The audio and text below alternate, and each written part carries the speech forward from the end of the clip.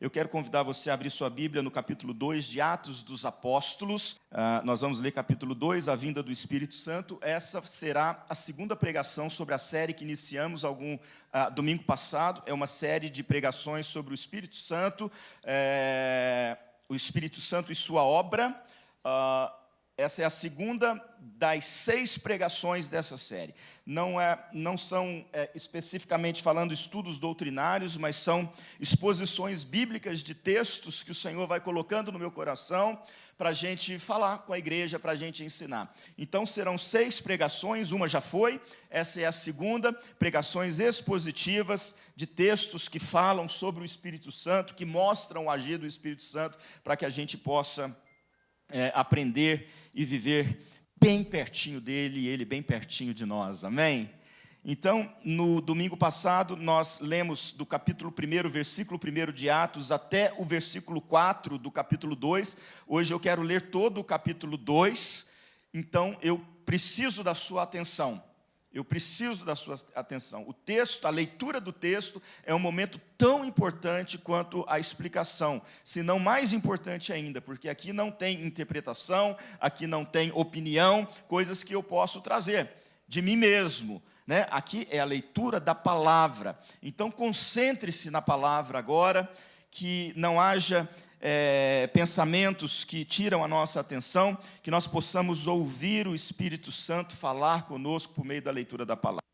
Ao cumprir-se o dia de Pentecostes, estavam todos reunidos no mesmo lugar. De repente veio do céu um som como de um vento impetuoso e encheu toda a casa onde estavam sentados.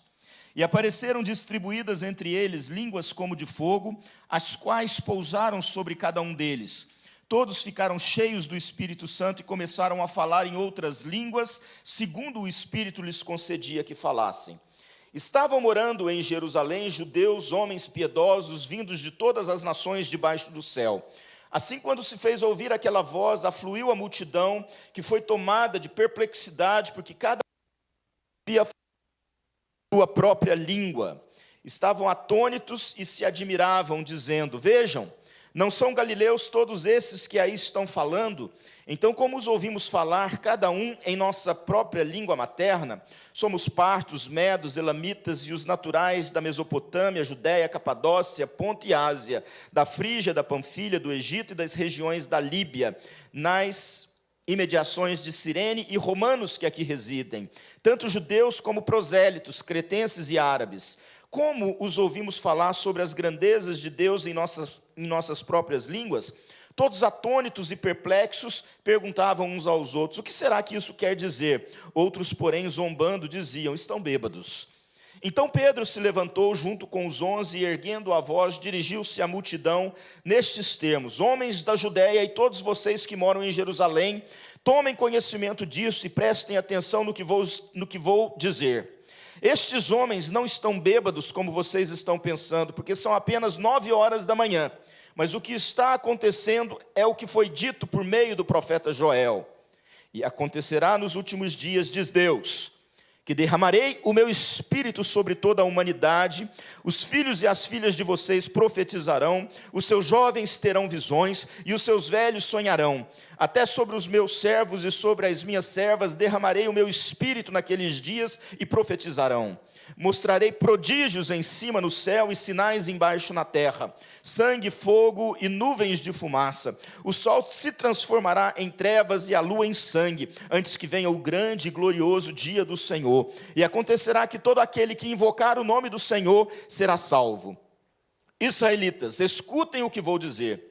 Jesus, o Nazareno, homem aprovado por Deus diante de vocês com milagres, prodígios e sinais, os quais o próprio Deus realizou entre vocês por meio dele, como vocês mesmos sabem.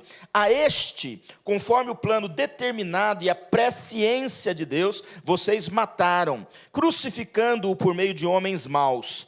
Porém Deus o ressuscitou, livrando-o da agonia da morte, porque não era possível que fosse retido por ela. Porque Davi fala a respeito dele, dizendo: Eu sempre via o Senhor diante de mim, porque Ele está à minha direita, para que eu não seja abalado. Por isso o meu coração se alegra e a minha língua exulta. Além disto, também a minha própria carne repousará em esperança, porque não deixarás a minha alma na morte, nem permitirás que o teu santo veja corrupção. Fizeste-me conhecer os caminhos da vida e me encherás de alegria na tua presença. Irmãos, permitam-me falar-lhes claramente a respeito do patriarca Davi. Ele morreu e foi sepultado, e o seu túmulo permanece entre nós até hoje.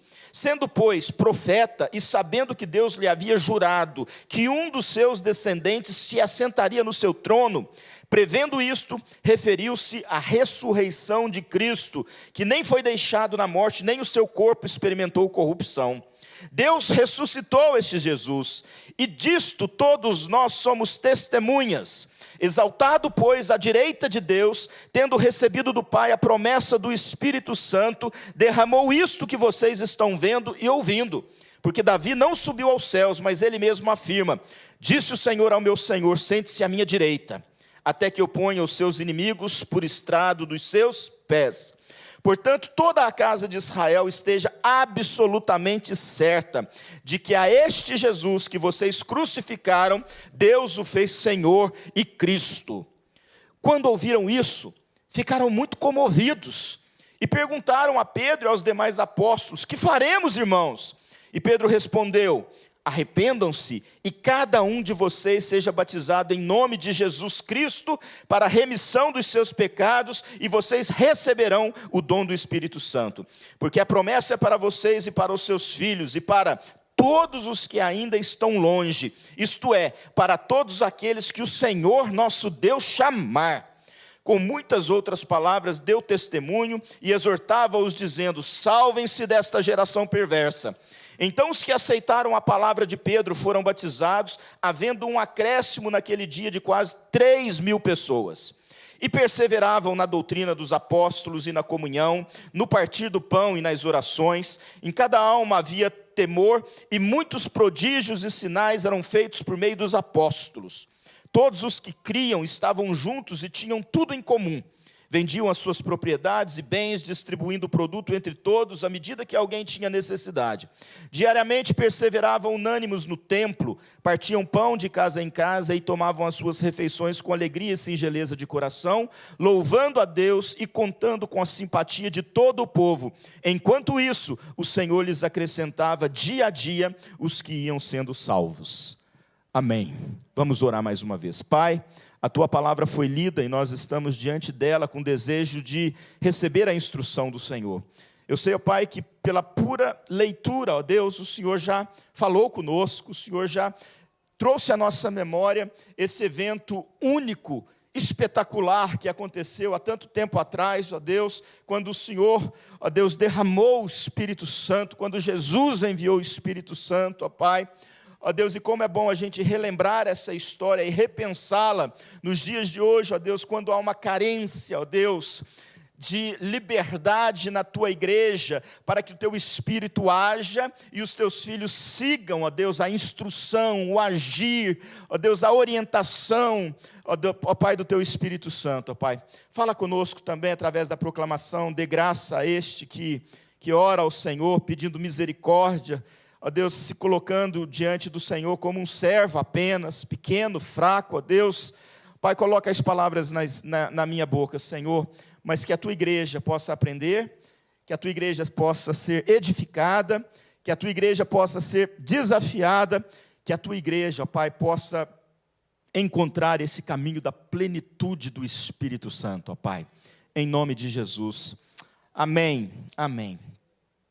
Queridos, nós falamos então no domingo passado, e apenas recapitulando isso de forma muito rápida, que enquanto Jesus não subiu, o Espírito Santo não foi enviado. Mas quando Jesus subiu, o Espírito Santo foi enviado. Jesus chegou a dizer isso várias vezes, que era importante que ele partisse né, que ele subisse, que ele fosse assunto aos céus, para que ele pudesse então enviar o Espírito Santo. Nós entendemos, e quando nós lemos as Escrituras, inclusive no Antigo Testamento, é claro que nós percebemos ali a presença e a atuação do Espírito Santo. O Espírito Santo sempre esteve presente no ato da criação, esteve presente antes do Pentecoste, quando, por exemplo, Jesus foi batizado e ele se manifesta, e então se vê aquela pomba, o sinal do Espírito Santo, né, pousando sobre Jesus.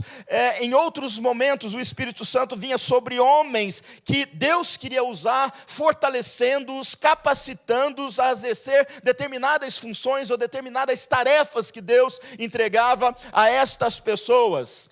Mas é somente com o derramar, com o cumprimento da profecia de Joel, citada aqui pelo apóstolo Pedro, que o Espírito Santo vem para ficar de forma definitiva e encontra em nós, porque assim aprouve a Deus fazer de nós, aqueles que creem no nome de Jesus, ser o seu templo, ser a sua morada, ser a casa do próprio Espírito Santo. Então eles estavam reunidos naquele lugar onde Jesus disse, em Jerusalém, cerca de 120 irmãos esperando, em obediência, aquilo que Jesus havia determinado, que eles não deveriam sair de Jerusalém, mas permanecer ali, e ali eles permaneceram em obediência e orando, porque quem recebe promessa, espera o cumprimento da promessa, orando a Deus. E é no momento de oração, no momento de comunhão, no momento em que eles estão ali cheios de expectativa, porque uma promessa havia sido feita no passado, e Jesus disse que era hora de cumprir essa promessa. De repente o Espírito Santo é derramado, e a Bíblia diz que eles ficam cheios do Espírito Santo. E como eu disse aqui domingo passado, sem entrar em muitos detalhes, o batismo que se refere, Lucas, o autor de Atos aqui, não é o batismo do Espírito Santo, ou no Espírito Santo, como algumas igrejas ensinam, como nós também entendemos que existe, ainda que eu use uma nomenclatura diferente. Aqui é o batismo no corpo de Cristo, ou seja, agora o Espírito Santo que foi derramado, ele está batizando o corpo de Cristo. O Espírito Santo não volta mais, ele não sai mais, ele está presente para todo o sempre. E é isso que aconteceu naquele dia como um cumprimento. O Espírito Santo que convence o mundo do pecado, da justiça, do juízo. O Espírito Santo sem o qual nenhum pecador consegue se regenerar ou clamar pelo nome do Senhor. O Espírito Santo que é poder. O Espírito Santo que age no homem temente a Deus, na mulher temente a Deus, e é capaz de provocar curas físicas, curas emocionais, libertação espiritual. O Espírito veio para ficar. Jesus subiu, mas ele não nos abandonou, porque ele enviou o Espírito Santo, e por meio do Espírito Santo, a obra de Jesus continua sendo realizada por sua igreja, que por sinal somos eu e você aqui nessa manhã. Muito bem, eu quero passar rapidamente alguns versículos para chegar naquele que eu quero exatamente trabalhar nessa manhã com a igreja, porque hoje eu quero entender um pouco mais sobre o que é uma igreja cheia do Espírito Santo de Deus. Esse é o nosso propósito nessa manhã. Então vamos caminhar nas Escrituras. A partir do versículo 5 desse texto que lemos e até o versículo 13, o Lucas vai explicar que naquele dia de Pentecostes, naquela festa, a cidade cheia com judeus e gente vindo de todas as outras, aqui fala de todo canto da terra, né? de todas, onde os judeus que foram dispersos, eles vão para Jerusalém, e alguns habitavam ali durante a festa e voltavam, outros se mudavam para aquele lugar, muitos nasceram fora, muitos falavam outras línguas, não falavam mais o hebraico, não falavam mais, ou talvez não falavam o grego koiné, que era a língua do momento, por causa da cultura greco-romana. Então o Espírito fala, e aqueles homens cheios do Espírito Santo, o Espírito derramado, cheios, começam a pregar. E aqueles homens que não falavam a língua daqueles que pregavam, começam a entender aquilo que estava sendo falado. Então, aquela primeira manifestação do Espírito Santo no dia de Pentecoste tinha um propósito muito claro, que todos os judeus, vindo de todas as partes, pudessem ouvir a pregação do Evangelho, pudessem entender que Jesus Cristo é o Messias, o Filho de Deus, que nasceu da Virgem Maria, que padeceu sob o poder de Pôncio Pilatos, mas que morreu e ressuscitou por Deus, e Ele é Senhor, Senhor de todo o universo, e que Ele está assentado à direita de Deus Pai, e sob os seus pés e Ele tem toda a autoridade e domina. E é isso que acontece, as pessoas falavam, receberam um dom de falar línguas que existiam, não eram línguas espirituais, não era língua dos anjos, mas eram línguas que já existiam, dialetos, é a palavra mais correta para a gente usar, porque essa é a expressão grega que está aqui. Eu não gosto de ficar citando grego e hebraico, mas a gente sabe que a gente tem que estudar um pouquinho para saber dessas coisas, né?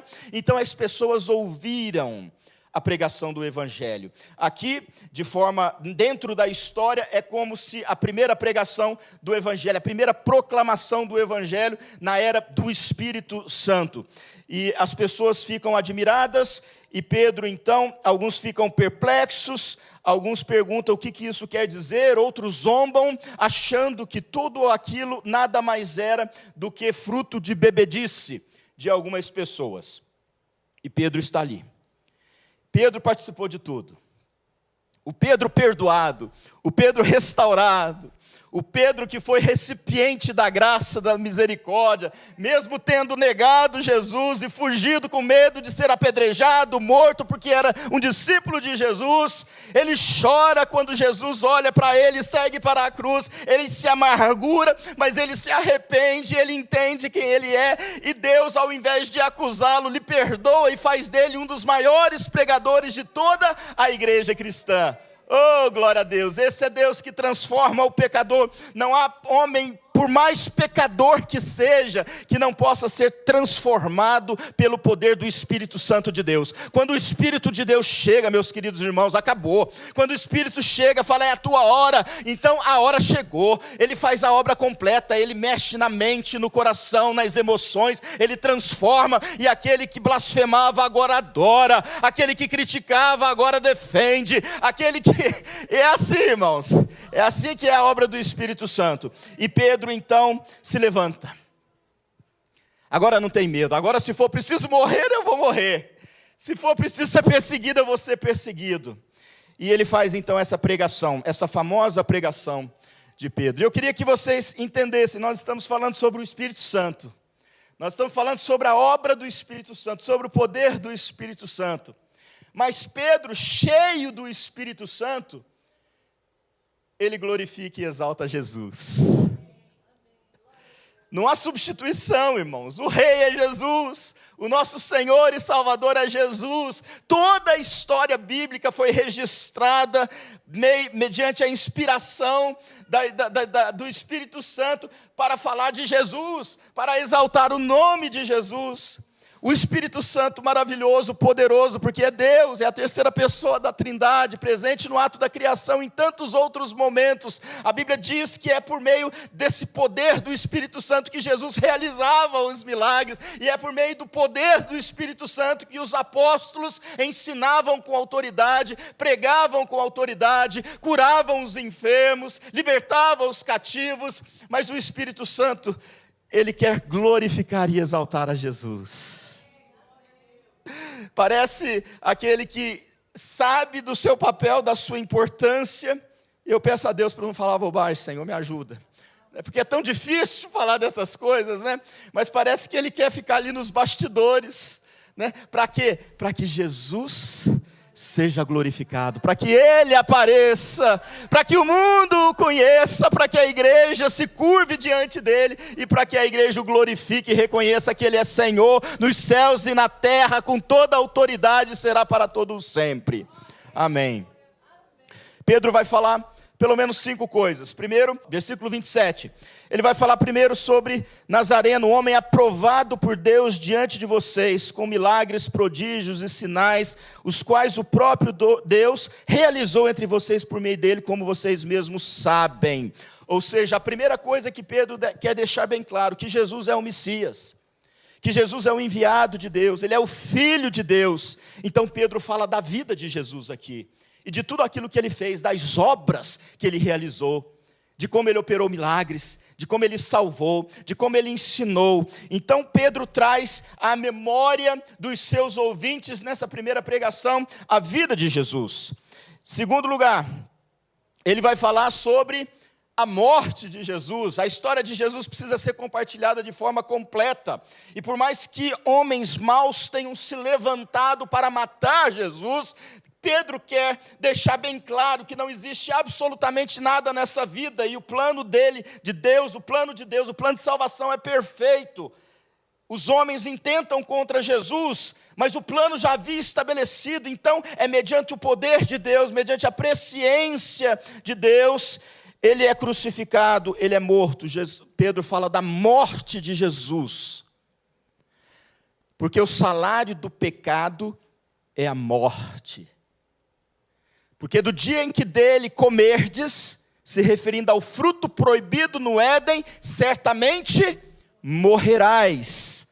E Jesus então vem, vive a sua vida, vive o seu ministério, realiza o seu ministério, mas a obra completa implicaria também na sua morte. O sangue de Jesus nos purifica de todo o nosso pecado. Depois de falar dessa morte, ele vai falar que era necessária, predeterminada por Deus, conhecida por Deus. Sem derramamento de sangue não há perdão de pecados, não há salvação. Mas como pode o Deus que se encarnou ser retido pela morte, se Ele mesmo é maior do que a própria morte? Deus é maior do que a morte, o Deus da vida, da existência, Ele é maior do que a morte. Então Pedro vai falar: ele foi crucificado, ele morreu, o sangue dele nos purifica, o sangue dele nos perdoa, mas ele não ficou na morte, porque Deus o ressuscitou, livrando-o da agonia da morte, porque não era possível que fosse retido por ela, diz o versículo 24. E ele então fala da ressurreição de Jesus. O que nós enfatizamos domingo passado: se nós não crermos que Jesus está vivo com o corpo que ele recebeu de Maria, se nós não cremos nisso, toda a nossa fé é em vão. E quem diz isso não sou eu, o apóstolo Paulo diz: se não há ressurreição, então a nossa fé é em vão. Ele ressuscitou, ele está vivo, assentado à direita de Deus Pai, ele governa. E então Pedro continua falando depois da ressurreição, que não bastava ressuscitar, porque aquele que se humilha diante de Deus é exaltado. E Jesus então se humilhou. Filipenses capítulo 2 fala sobre essa humildade de Jesus. Sendo Deus, ele se humilhou para cumprir a sua missão, para realizar a sua tarefa. Ele se humilha, mas ele sabia que seria exaltado, e ele foi exaltado. Então ele agora é assunto aos céus, ou seja, ele sobe aos céus. Ele ressuscitou, ele está vivo, mas ele não ressuscitou para continuar aqui como um rei presente, sentado num trono em Jerusalém, num escritório, dando ordens assim, assado, mas ele precisa ser exaltado, e Deus o exalta e o leva aos céus. Vivo ele está ali, Deus o exalta, aquele que se humilha é exaltado, e Jesus assim vive isso na sua própria vida. E depois da exaltação, da assunção, Pedro vai falar de algo muito tremendo. Versículo 36, Pedro quer deixar bem claro que no propósito de Deus, no plano de Deus, Jesus era o enviado, nasceu, fez a sua missão, cumpriu a morte, ressuscitou, foi ressuscitado por Deus, é exaltado, mas não era suficiente, era preciso entender ainda. Portanto, versículo 36, toda a casa de Israel esteja absolutamente certa de que a este Jesus que vocês crucificaram, Deus o fez Senhor e Cristo. Autoridade. Meus irmãos e minhas irmãs, quantas vezes nós pensamos que a nossa vida está nas mãos dos homens, que a nossa vida, ela está nas mãos de nós mesmos, quando queremos usar as nossas faculdades e as nossas capacidades para resolver problemas que nós não somos capazes de resolver, mas que bastava o dobrar dos joelhos e o clamar para que Deus possa mudar, que Deus possa intervir. Por quê? Porque toda autoridade está diante de Jesus, e ele mesmo disse: toda autoridade me foi dada. Quem exerce autoridade sobre a tua vida, meu irmão, minha irmã? Quem é Senhor da tua vida, meu irmão e minha irmã? Olha, uma coisa é a gente vir e juntos declararmos que Ele é Senhor. Outra coisa é no nosso dia a dia isso ficar evidente, de que eu não temo o homem, de que eu não confio no homem. Maldito é o homem que confia no homem, mas bendito é aquele que confia no Senhor. Quem exerce autoridade sobre a tua vida? Quem é que pode atentar sobre a tua vida o mal, se você está debaixo da autoridade daquele que é muito maior e superior do que qualquer tipo de mal? Jesus é o Senhor, é o Cristo, e Ele tem todo o poder. Pertencemos a Ele. Queridos, depois de pregar essas maravilhas de Deus, de anunciar o Evangelho de Deus, a Bíblia diz que aquelas pessoas ficaram então incomodadas, comovidas, e logo perguntaram: o que faremos, irmãos? O que faremos? O que nós precisamos fazer? Nós já entendemos quem Jesus é, nós já entendemos que o nosso povo o maltratou, o humilhou, o rejeitou, mas o que nós podemos fazer? E Pedro então vai dizer: arrependam-se, versículo 38, e cada um de vocês seja batizado em nome de Jesus Cristo para a remissão dos seus pecados, e vocês receberão o dom do Espírito Santo. Oh, aleluia! Oh, aleluia! Quando nós compreendemos a nossa natureza pecaminosa, isso vem pelo arrependimento. Quando nós compreendemos que existe um salário para o nosso pecado, que é a morte, que nós não podemos resolver isso, porque o que nos resta é a morte eterna. Nós começamos a entender que o arrependimento, que é provocado pelo Espírito em nós, e nós nos rendemos ali, ele nos traz para um novo nível de vida. Ele nos tira a condenação e nos coloca diante de um Deus que se relaciona conosco. A nossa vida com Deus não é religião, é cristianismo. E se a religião é o desespero do homem em busca de Deus, o cristianismo eu não vou falar o desespero, mas a humildade de Deus vindo até o homem. Glória a Deus por isso. Então, se arrependa. Agora, presta atenção, uma coisa linda que eu queria parar aqui, e eu ainda não cheguei no cerne da mensagem, irmãos, tá? Arrependam-se, cada um de vocês seja batizado em nome de Jesus Cristo para a remissão dos seus pecados, vocês receberão o dom do Espírito Santo. Por quê? Por quê? Presta atenção. Porque a promessa é para vocês. O que está acontecendo quando você se arrepende?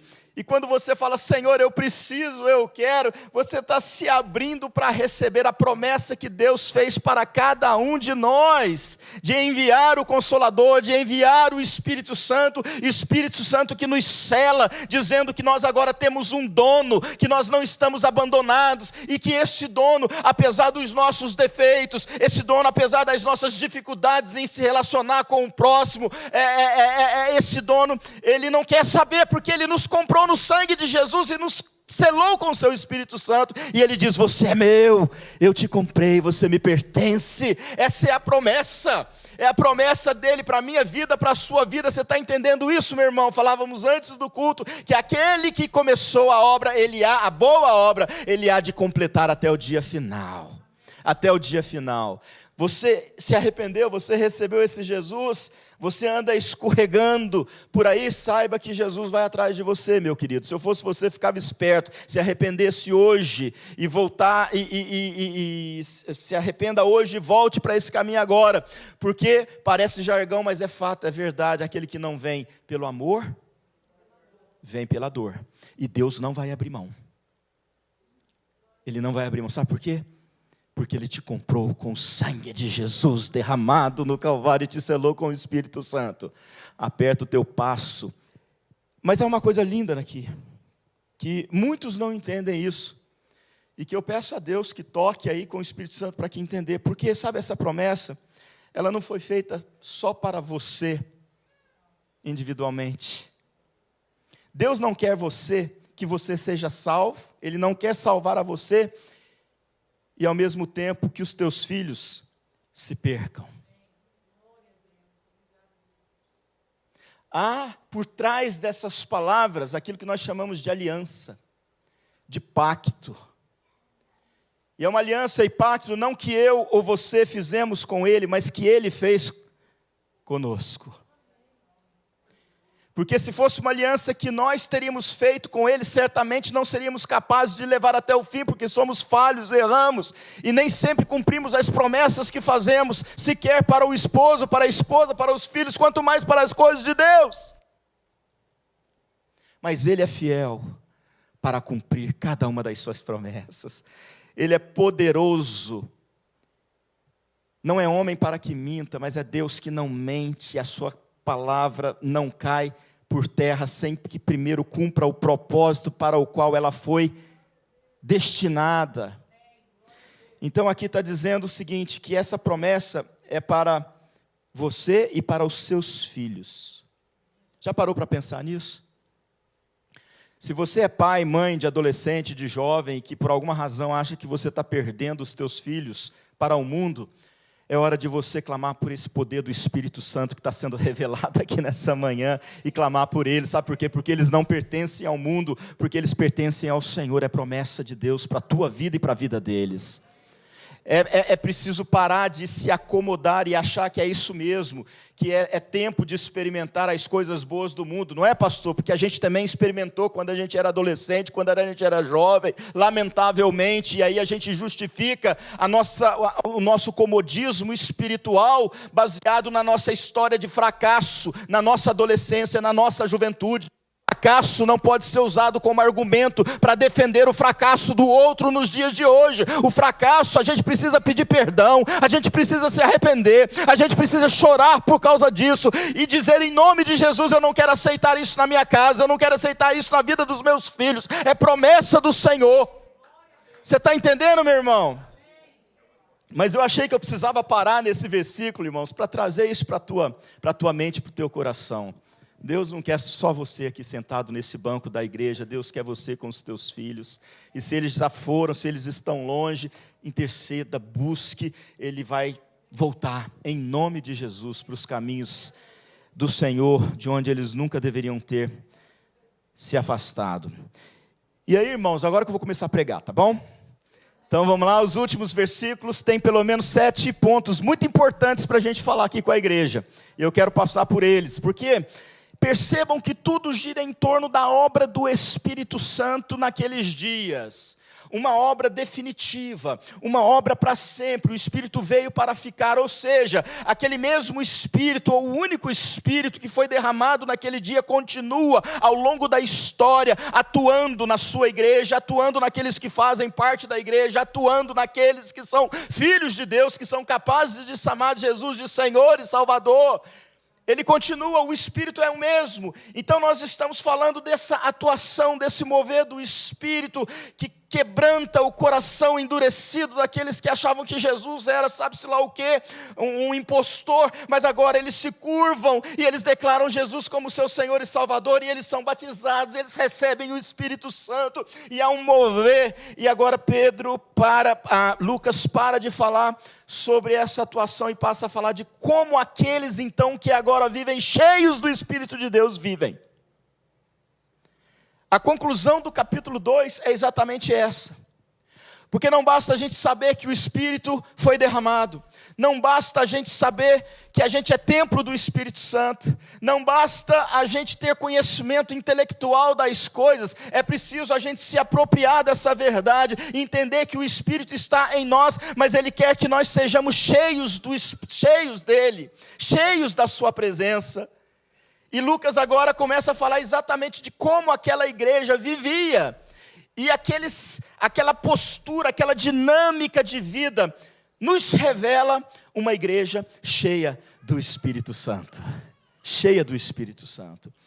Então, irmãos, é possível sim a gente fazer uma autoanálise, uma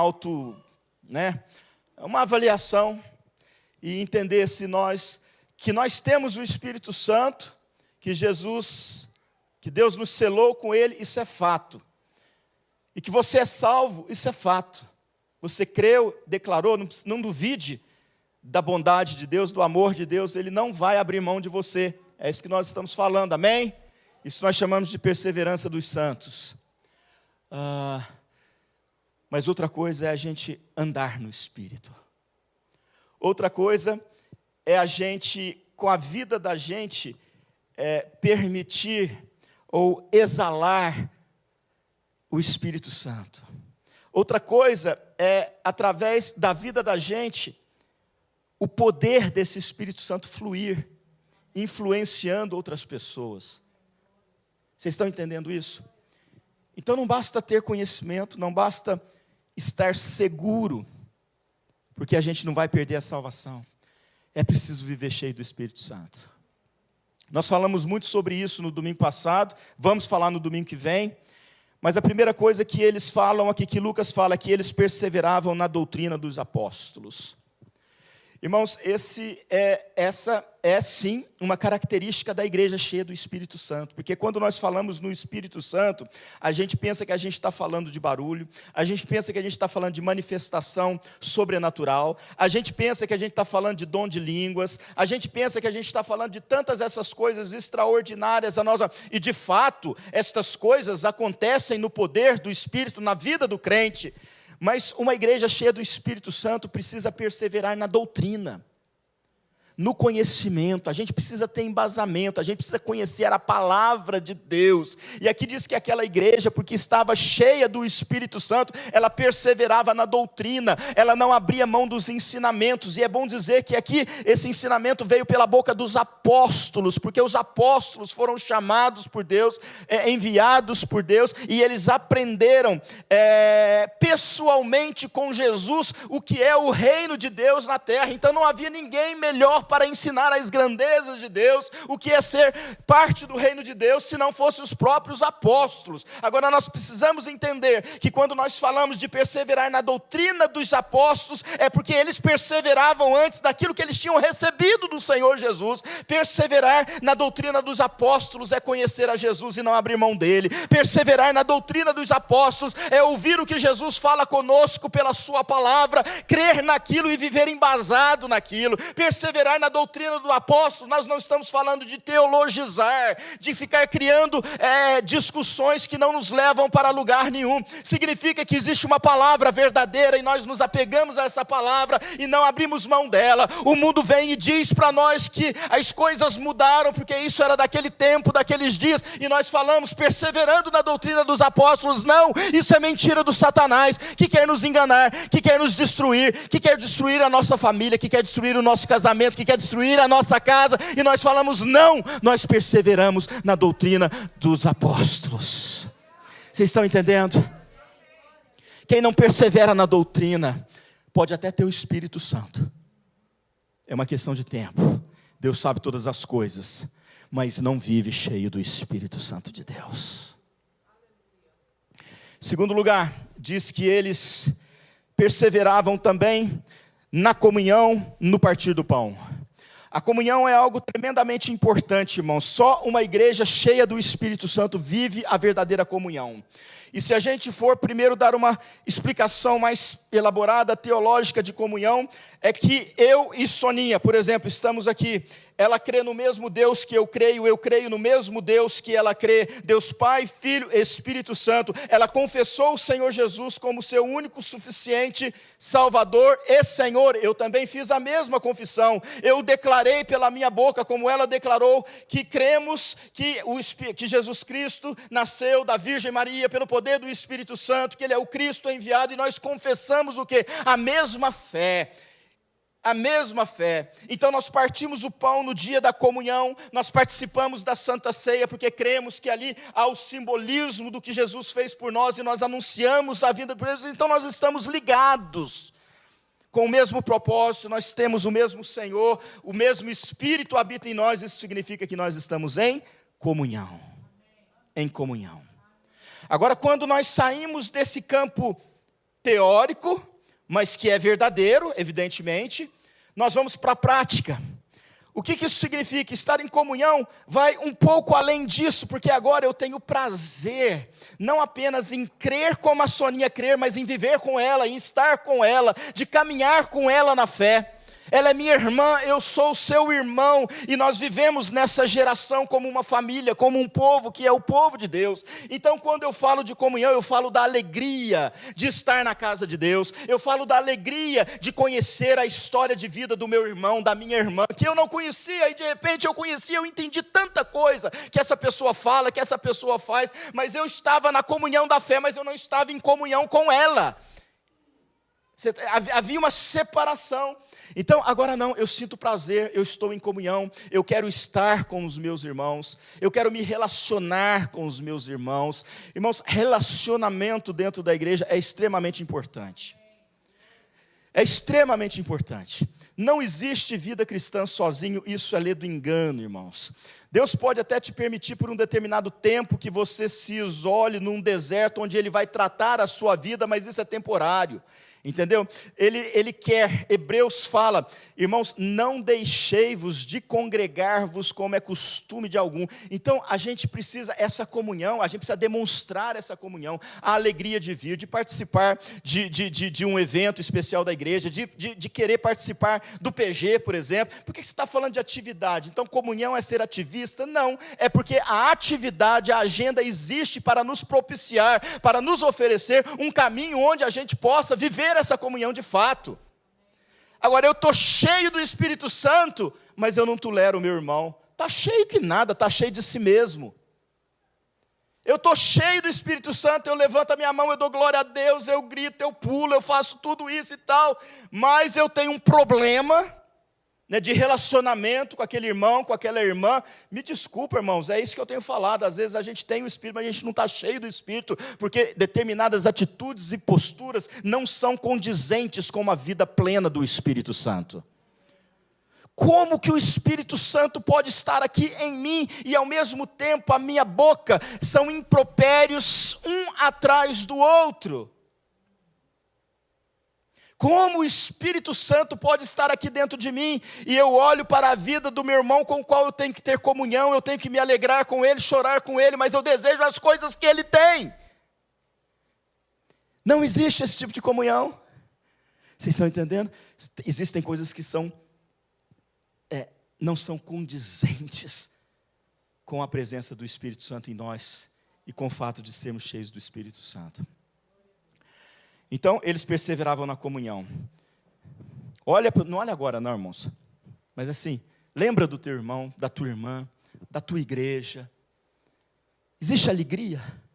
Sabe, existe alegria ou é só um peso? É só medo de ser castigado? É só cumprir um fator religioso que eu aprendi que se pelo menos eu for à igreja uma vez por semana, tá bom, Deus vai me abençoar e não vai me castigar. Isso tudo é misticismo. Isso tudo é esoterismo, isso não é cristianismo. Nós não fomos chamados para sermos esotéricos, nós não fomos chamados para sermos místicos, nós fomos chamados para sermos discípulos de Jesus, que amam uns aos outros. A vida da igreja não pode ser um peso para aqueles que fazem parte da igreja. A vida na igreja precisa ser prazerosa. E às vezes não sentimos prazer, sabe por quê? Porque não estamos cheios do Espírito Santo. Terceiro lugar, oração, irmãos, oração. Presta atenção nisso aqui. Pastor, pensei que você fosse falar dos dons espirituais, quando fosse falar do Espírito Santo, né? Que ia chover fogo do céu, e a igreja, metade da igreja ia ser batizada, ia começar a falar em línguas, a outra, sei lá, ia receber outro dom. E aí você vem com vida cristã. Vida cristã. É porque a vida cristã, porque o Espírito Santo quer que a gente nos capacita a viver a vida cristã de forma tremenda. Oração. Né? Oração. Eu conversando com um casal que não é casal ainda, mas vai se tornar casal logo, e eu falava para eles assim, olha, cada um tem o seu horário, cada um tem a sua agenda, no dia a dia de hoje é tudo complicado, né? Não sai da tua casa, se for possível, não saia nem da tua cama. Mas da cama é bom sair, porque me soa meio desrespeitoso, né? A gente agora está achando que como é que fala? Que Deus é o brother, né? Que a gente assim, a gente senta para conversar com ele de qualquer jeito, né? Acho que a gente está perdendo noção do temor de Deus, né? Das coisas de Deus. Busca o seu cantinho, onde quer que seja, no closet, em qualquer lugar, antes de sair para a rua, antes de começar as suas atividades. Se você dedique-se 5 minutos que seja para orar e falar com Deus. 5 minutos é suficiente, pastor? Claro que não. Mas é um começo. Para quem não faz nada, já levanta atordoado com as atividades do dia a dia, 5 minutos parece ser uma vitória, uma bênção. Mas busque a Deus para iniciar o teu dia. Busque a Deus para lidar com os teus problemas. Ele é o teu Senhor. Ele está acima de todas as coisas. Ele quer te ouvir. Não seja cabeça dura. Curve-se diante de Deus em oração. A igreja parou de orar. Eu não estou me referindo à nossa igreja, eu estou me referindo à igreja. São pouquíssimas as igrejas hoje que valorizam a prática da oração. Mas nós estamos no meio desse caldeirão. Irmãos, e nós precisamos voltar e resgatar a nossa vida de oração. Eu vou falar. Há algum tempo atrás, a gente teve a ideia, não foi minha, foi do Renan, e a gente falando de oração, vamos fazer reunião de oração? Vamos. Vamos fazer de manhã e à noite. Irmãos, do ponto de vista espiritual, Renan, né, a gente não pode fazer determinadas afirmações. Agora, do nosso ponto de vista aqui, humano, limitado, eu diria, está entendendo o que eu estou falando, né? É diferente do ponto de vista de Deus, porque eu não quero dizer que as nossas orações não foram ouvidas aquele dia aqui. Foi um sucesso. Mas do ponto de vista da nossa dedicação, foi um fracasso. Como igreja. Por quê? Porque nós não estamos mais interessados em orar com os nossos irmãos, pelos nossos irmãos. Ah, pastor, não é assim não, eu oro sim lá na minha casa, eu oro assim, não. Comunhão caminha com oração. Nós não estamos interessados. Esse é um retrato, não da igreja Nova Esperança apenas, é um retrato da igreja de Cristo espalhado pela face da terra. Agora, poucas igrejas que não perderam a sua capacidade, o seu desejo de orar, estão explodindo. É onde os milagres estão acontecendo, é onde chega gente, ninguém sabe de onde está chegando. O que está acontecendo no mundo dos muçulmanos, eu já falei para vocês da igreja no Egito, o que continua acontecendo depois de anos e anos e anos na Coreia, com o famoso avivamento da Coreia. O que está acontecendo nas igrejas secretas e escondidas da China. Os templos são derrubados pelo governo, mas a igreja se reúne nos lugares secretos para orar. E cada ano que passa, essa igreja aparentemente invisível cresce, aumenta, aumenta, aumenta. Uma igreja cheia do Espírito Santo é também uma igreja que ora. Estamos partindo para o final, irmãos. Eu falei que eu tinha 7, eu falei apenas 3, mas eu vou fazer um resumo aqui, porque dá para a gente falar de forma rapidamente, enquanto o ministério se posiciona e os irmãos se levantam. Irmãos, temor, está relacionado àquilo que eu estava falando agora há pouco, sabe? A gente não pode perder a noção do sagrado, de que Deus é divino, de que Deus é poderoso. Ele é amor, Ele é graça, Ele é misericórdia, Ele quer fazer festa com a gente, mas Ele é Deus soberano. Sabe como que a gente se apresenta diante dele? De qualquer jeito.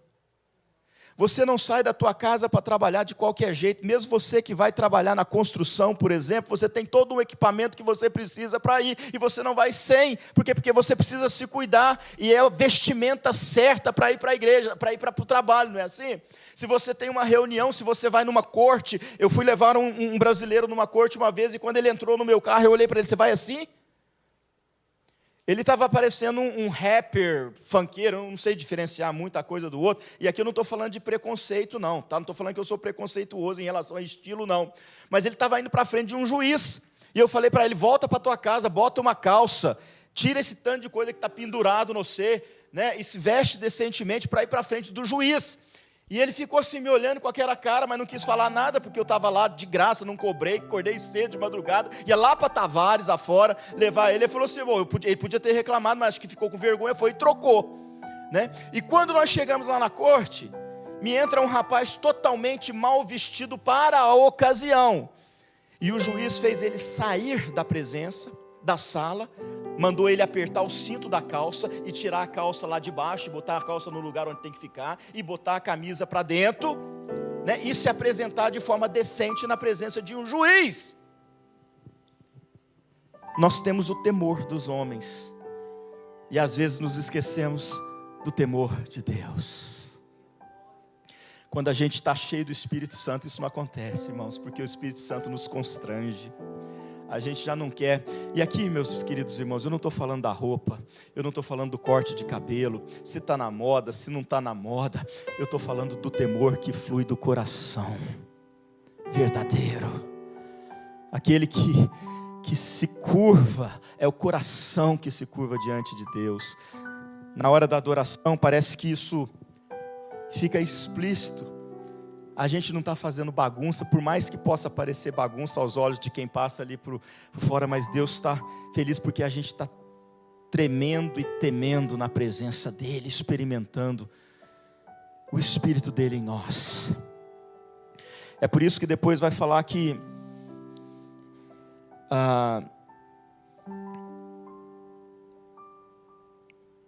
eles partiam pão de casa em casa, tomavam as suas refeições com alegria e singeleza de coração. Isso aqui está relacionado com a comunhão ainda, né? Que eu falei, da alegria de estar juntos. Mas o versículo 7 vem falar de uma outra característica dessa igreja cheia do Espírito Santo. Louvando a Deus, e contando com a simpatia de todo o povo. Tem me dizendo que enquanto isso, o Senhor lhes acrescentava dia a dia os que iam sendo salvos. Antes de falar louvando a Deus, olha que fala, tomava as suas refeições com alegria e singeleza de coração, louvando a Deus. Como é que a gente louva a Deus, irmãos? Como? Com alegria e com singeleza de oração. Eu falei sobre o Salmo 63, né? De tanger com arte, de fazer as coisas com arte, com alegria. Quantos aqui já foram assistir o seu time do coração no estádio, numa final? Quantos já foram? Só você, gente? Não precisa ser final, não. Qualquer time. Foi, né?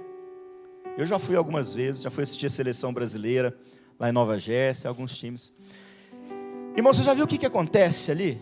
Você lembra do que acontece? Quando o time entra em campo, quando marca um gol, quando o time está meio assim, querendo perder, entendeu? Que a torcida que ama começa a botar o time para ver, e começa aquela gritaria, e começa aquela, sabe, eu até arrepiava assim de ouvir, e não era o Espírito Santo, era a gritaria do povo, o povo unido ali para fazer alguma coisa, né? E querendo botar aquele time para frente. Irmãos, é uma energia. Você vê aquele povo torcendo para o seu time, saindo de lá rouco. E para não perder, eles fazem de tudo. Xinga a mãe do juiz, xinga o outro time. É uma coisa assim, cheia de energia, aquela coisa. Eles não podem perder aquele momento. Eles entregam tudo que eles têm. E você está ali, e você nunca ouve tanto palavrão na vida num momento só, porque aquele lugar é um lugar de palavrão, mas eles estão extravasando aquilo ali. De repente desce aquela bandeira do time assim por cima, e começa a chacoalhar aquele negócio. O estádio começa a tremer, e você sente o tremor do estádio, da arquibancada. Você está entendendo? Eu não estou falando para a gente falar palavrão, não estou falando para a gente fazer essas coisas não, mas eu estou só falando para a gente comparar, como às vezes falta alegria no nosso louvor, como às vezes falta entusiasmo na hora da gente adorar a Deus, como às vezes a gente dá tudo de nós para as coisas que estão acontecendo lá fora, mas não temos nada para entregar para Deus, porque estamos emburrados, porque estamos tristes, ou porque somos tímidos, etc. e tal. Essa igreja cheia do Espírito Santo, sabe, meus queridos irmãos, pode não ser fisicamente, mas faz as estruturas tremer. Imagina esse povo de Deus clamando com entusiasmo, com alegria diante do Deus Todo-Poderoso, e as coisas vão acontecendo, e a Bíblia diz aqui que enquanto isso os milagres iam acontecendo, o Senhor ia acrescentando mais e mais pessoas, e até aqueles do lado de fora que criticavam passam a tratar bem, passam a tratar com respeito, porque começam a ver que há um mover diferente no meio do povo de Deus, e mover diferente só existe no meio do povo de Deus. Se eu e você somos povo de Deus, nós não podemos jogar fora esse mover, nós precisamos mergulhar nesse mover, nós precisamos desejar esse mover, nós precisamos clamar para que o Espírito Santo venha sobre nós, que Ele nos ajude a abrir a nossa boca e cantar com alegria, com entusiasmo, louvar ao Senhor da nossa vida. Deve ser a razão máxima da nossa alegria, deve ser a razão máxima da nossa esperança. É Ele, somente Ele. Tudo nessa terra vai passar, tudo que você deseja hoje para a tua vida vai ficar aqui, mas aquilo que Ele coloca no teu coração, o Espírito Santo há de te levar para a glória e para a eternidade. Clame pelo Espírito Santo de Deus para a tua vida, busque a presença do Espírito Santo, ore com o Espírito Santo, em nome de Jesus.